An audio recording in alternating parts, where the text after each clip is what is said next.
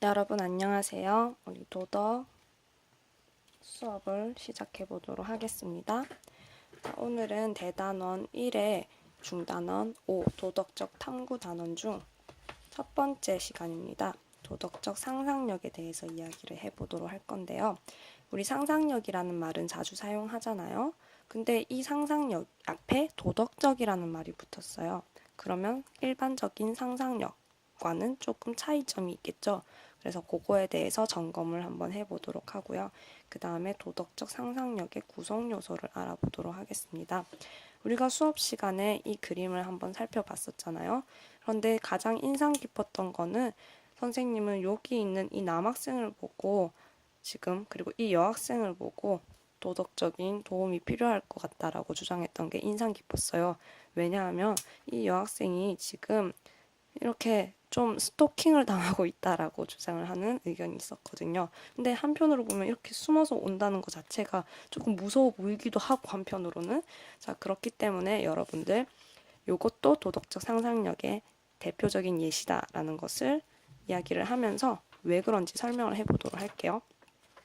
자, 방금 전에 얘기했듯이 선생님은 이 그림의 이 장면을 문제가 있다라고 생각을 하지 않았는데 우리 몇몇 친구들이 이거는 도움이 필요할 거요, 할 것 같아요 라고 이야기를 했잖아요. 이게 우리 도덕적 상상력의 첫 번째 요소와 관련이 깊은데요. 요 예시도 보면서 추가적으로 이야기를 할게요. 우리 추운 겨울날 이렇게 길을 잃은 아이가 울고 있을 때 그냥 지나칠 수도 있는 거잖아요. 그냥 뭐 울고 있겠지 하고 지나칠 수도 있는데 요 아이들은 얘가 지금 집을 제대로 못 찾아가고 있는가 보구나 라고 생각을 해서 도움을 주게 되었죠. 자, 지금 이런 문제 상황이라고 인식할 수 있는 것 자체가 도덕적 상상력이에요. 이 장면도 문제 상황이라고 인식할 수 있는 능력 자체가 도덕적 상상력이라는 거죠. 즉, 도덕적인 문제 상황을 민감하게 받아들이는 거예요. 선생님은 이거를 발견한 친구에 비해서는 조금 덜 민감했었던 거라고 볼 수도 있겠죠. 그리고 두 번째, 여기서 끝나면 안 되고 이 상대방의 처지와 입장을 헤아려 줘야 돼요. 이 아이는 춥겠구나 라는 그런 감정을 이해를 해줘야겠죠. 그리고 그 사람에게 도움이 될 수 있는 현실적인 우리 대안을 모색을 해서 그리고 그 대안이 과연 어떤 결과를 불러일으킬 건지도 생각을 해서 도움을 줘야 합니다. 예를 들어 이 아이는 춥겠구나. 우리 집에 데리고 가야지. 우리 집에서 앞으로 키워야겠다. 라고 생각을 해버리면 그거는 또 다른 문제가 생겨날 수도 있는 문제잖아요. 그래서 우리가 제대로 된 결과를 예측을 하고 바람직한 대안을 탐색을 해봐야겠죠. 자, 그러면 이런 도덕적 상상력의 구성 요소 세 가지를 살펴보도록 할 건데요. 첫 번째, 우리가 도덕적인 행동의 가장 첫걸음이 되는 부분에 대해서 이야기를 해볼 거예요. 여기 양철나무꾼의 이야기가 있는데요. 여러분들은 혹시 길 가다가 개미를 밟아서 울어본 적 있나요? 없죠? 근데 이 양철나무꾼은 그런 개미, 물론 여기선 딱정벌레였지만 딱정벌레를 밟고 눈물을 흘려요. 왜냐하면 딱정벌레를 내가 실수로 밟은 거에 대해서 민감하게 받아들였기 때문이죠. 즉, 첫 번째는 도덕적 상상력은 도덕적 문제로 받아들일 수 있는 마음의 상태로서 도덕적 민감성이 있어요. 우리 이 양철나무꾼은 이런 민감성을 가지고 있기 때문에 다음부터는 이 생명을 소중하게 여겨서 밟지 않아야겠다라고 생각을 했겠죠. 즉 이런 행동으로 나아갈 수 있도록 해주는 출발점이 돼주는 게 이런 도덕적 민감성이라고 할 수 있어요. 여러분들도 물론 개미 안 밟고 걷는 것까지는 무리겠지만 평소에 이런 자잘한 일이라도 민감하게 받아들일 수 있는 자세가 도덕적 행동의 첫걸음이 된다는 것을 알고 넘어갔으면 좋겠습니다. 그리고 첫 번째 그런 민감성을 느끼고 그냥 이거 문제 상황이다 라고 느끼고 그냥 넘어갈 수도 있잖아요. 문제 상황이네? 하지만 도와주지 않아야지 라고 할 수도 있어요.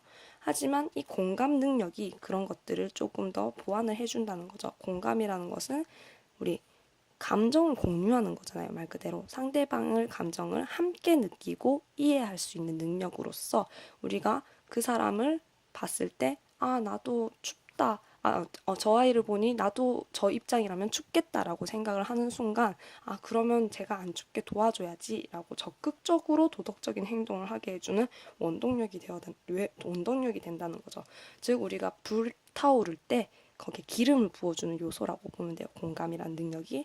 자, 이 공감이라는 것은 구체적으로 여러분들 요즘 드라마 볼 때 막 눈물이 나오잖아요. 여자 주인공이 막 울 때, 뭐 김비서는 너무해 맞나요? 거기에서 뭐 박서준이 울면 막 괜히 나도 눈물이 나고 이런 것들도 다 공감 능력이라고 할 수 있겠죠. 그리고 세 번째, 이런 공감 능력에서 또 끝나면 또 안 돼요. 다양한 대안 탐색도 하고 결과 예측도 해야 되겠죠. 우리가 어떤 문제 상황에 맞닥뜨렸을 때, 이런 대안도 있고 저런 대안도 있고 내가 어떻게 대처해야 될까를 고민을 해보고 그 대처 방법에 따라서 어떤 결과가 일으켜질지도 고민을 해봐야지 우리가 바람직한 행동을 할 수 있겠죠.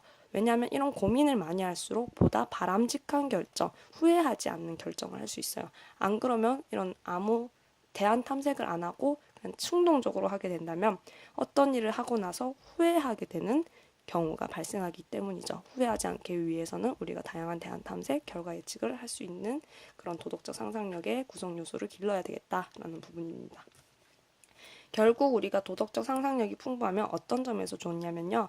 방금 얘기했던 민감성을 기를 수 있고 공감 능력 기를 수 있고 다양한 대안 탐색, 결과 예측 능력까지도 길러서 도덕적인 행동을 할 수 있게 된다는 거죠.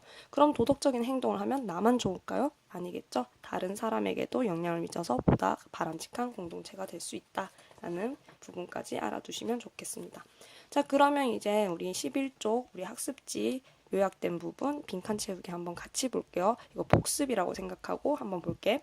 자, 첫 번째 도덕적 상상력의 의미. 이거 도덕적 상상력의 의미 구성 요소 세 가지 그냥 정리해 놓은 거랑 똑같아요. 도덕적 문제 상황을 어떻게 받아들인다? 그렇죠. 민감하게 받아들인다. 그리고 상대방의 처지, 입장을 헤아리는 거 공감 능력. 그리고 여러 행동을 상상해서 뭘 한다고? 결과를 예측하는 능력. 다양한 대안 탐색과 결과 예측이죠. 그리고 그런 구성 요소로 들어가서 구체적으로 첫 번째 도덕적 민감성. 즉, 이 도덕적 민감성의 뜻은 어떤 상황을 도덕적 문제로 받아들일 수 있는 내 마음의 상태인 거죠. 받아들이는 마음의 상태. 그럼 이 마음의 상태, 도덕적 문제로 받아들이는 마음의 상태는 어떤 기능을 하느냐? 도덕적으로 바람직한 행동을 할 수 있게 해주는 제일 첫걸음, 출발점이라고 얘기를 했죠. 자, 그러면 이 두 번째 구성 요소는 뭔가 공감 능력이었죠. 상대방의 무엇을 함께 느꼈죠? 그렇죠. 감정을 함께 느끼고요. 이해할 수 있는 능력이라고 보죠. 그러면 적극적으로 도덕적인 행동을 할 수 있게 해주는 그런 원동력, 기름과 같은 역할을 한다라고 방금 이야기를 했고요. 그리고 마지막 구성 요소는요. 다양한 대안 탐색과 결과 예측인데 다양한 대안 탐색과 결과 예측을 하면 뭐가 좋으냐?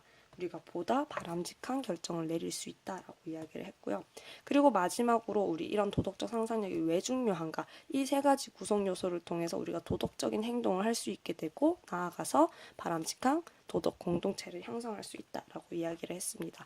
자, 오늘 도덕적 상상력 내용이 별로 많지 않았는데요. 다음 시간에 도덕적 추론으로 이제 넘어가서 이야기해 보도록 할게요.